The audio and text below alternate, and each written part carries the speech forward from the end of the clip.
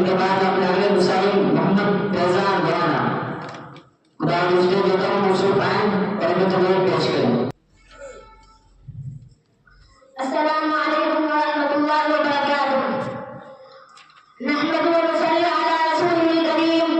اما بعد، میں آپ حضرات کے سامنے ایمان کے متعلق چند باتیں کرنا چاہتا ہوں. امید ہے کہ آپ غور سے سماعت فرمائیں گے.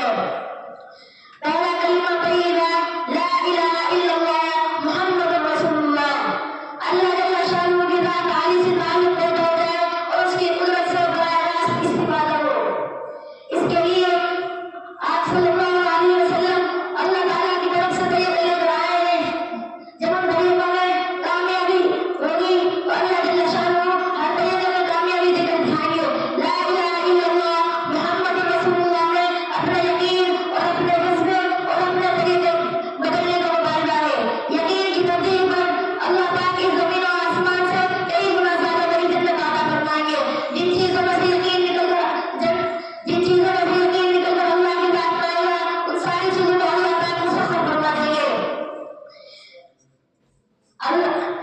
اس یقین کو پیدا کرنے کے لیے ایک اس یقین کو دعوت دینی ہے، یہی حق ہے. اور پھر دونوں کو دعا مانگنی ہے کہ اے اللہ اس یقین کی حقیقت سے